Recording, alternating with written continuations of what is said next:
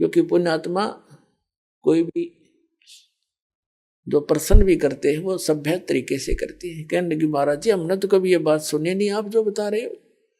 तब परमेश्वर ने कहा बेटी जो नहीं सुनी वही सुनाने आया हूं मैं।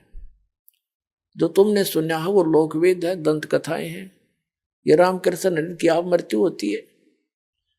तो प्रश्न किया उस देवी ने कि भगवान आप कैसे कह रहे हो। भगवान श्री कृष्ण जी ने मोरध्वज राजा के पुत्र ताम्रध्वज को आरे से चिरवा कर जीवित कर दिया, आप कैसे कह रहे हो कि वो कुछ नहीं कर सकते। परमात्मा ने कहा बेटा मैं ये नहीं कह रहा कुछ नहीं कर सकते, पर ये तुम्हें मुक्ति नहीं दे सकते। फिर इनकी सामर्थ्य देख लो। मोरध्वज राजा का लड़का तो श्री कृष्ण ने जाके जीवित कर दिया क्योंकि उसके सांस शेष थे, उसकी आयु शेष थी, इतना ये कर सकते हैं। ये तो एक जादूगर कर देता है, छोटे मोटे साधु संत कर देते हैं।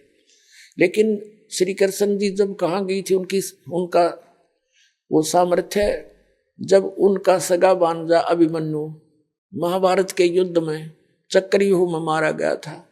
सुभद्रा का पुत्र जो श्री कृष्ण की बहन थी सुभद्रा, श्री कृष्ण रो रहा था, 500 पांडव रो रहे थे, उनका कुल नाश हो रहा था, तो क्यों नहीं जीवित किया श्री कृष्ण जी ने अभिमन्यु को।